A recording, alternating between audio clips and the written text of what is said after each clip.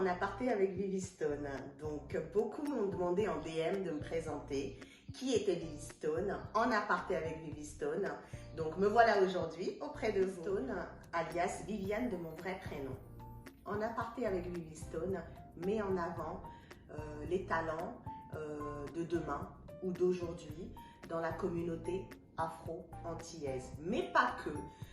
Les talents dans l'entrepreneuriat, dans l'Afrique en général et surtout l'entrepreneuriat de la femme. Je trouvais déjà il y a quelques temps, il y a quelques années, que l'afro-entrepreneuriat n'était pas assez valorisé. Donc j'ai mis du temps en fait, mais beaucoup m'ont proposé et m'ont surtout insufflé de faire cette émission. Connaissant beaucoup de personnes, je mettais des personnes en connexion pour qu'ils puissent échanger, pour qu'ils puissent s'allier ensemble, pour qu'ils puissent travailler ensemble. Ils m'ont dit, bah, Viviane, fais-en une émission. Vu que tu as des connexions, vu que tu as des connaissances, faisons un hobby, peut-être même un métier. C'est pour ça que c'est comme ça surtout qu'est né En aparté avec Vivistone. Moi, de ma formation, j'ai un BTS assistante de direction. Je travaille dans une grande entreprise actuellement et je suis assistante commerciale. À côté de ça, je suis coach mode.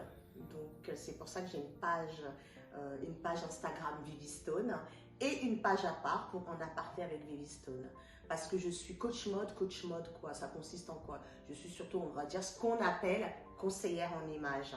C'est-à-dire que j'aide les femmes à se mettre en avant,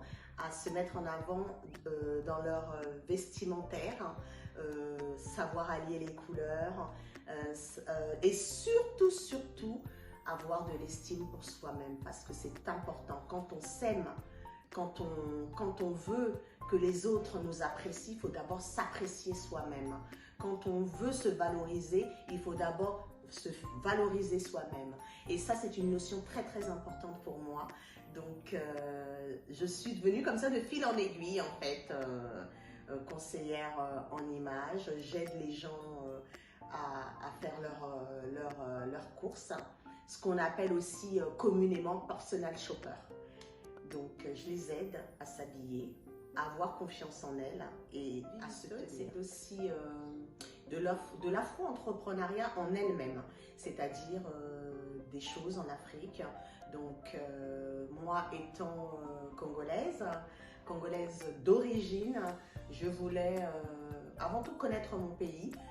Après quelques années, après des introspections, après des visites, j'ai voulu regarder ce que je pouvais faire parce que ça m'intéressait vraiment d'entreprendre dans mon pays d'origine parce que c'est quelque chose qui me tenait à cœur. Donc actuellement, je suis sur deux beaux projets, dont un qui a abouti, donc dans l'agriculture. Et c'est en cours, c'est en bonne voie. Donc Vivistone, c'est aussi une entité, donc c'est pour ça que je voulais vraiment, et j'y tenais mettre cette partie de afro-entrepreneuriat dans mon émission pour pouvoir vraiment faire une mise en lumière de tout cela, parce que moi-même je suis la première concernée, parce que n'oublions jamais d'où on vient. Donc, on verra bien là où ça va m'emmener, mais c'est important. En tout cas, ça l'était pour moi. Et je m'y rends assez souvent pour savoir où ça en est, comment ça avance. Parce que bien évidemment, ici aussi, je travaille. Donc, j'essaie de mener de front ces deux casquettes. Donc voilà, et puis je suis aussi maman d'un jeune homme. C'est même pas un jeune homme, c'est un homme. Donc, je suis maman, je suis entrepreneur moi-même et je travaille aussi, je suis employée ici comme beaucoup de personnes. Voilà pour ce qui est de Vivistone. Donc j'ai une page Insta Vivistone et j'ai une autre page qui s'appelle En aparté avec Vivistone et qui met en avant les talents, quel que soit le domaine, les talents de la femme Et il y aura aussi quelques hommes, mais surtout le talent de la femme dans l'afro-entrepreneuriat.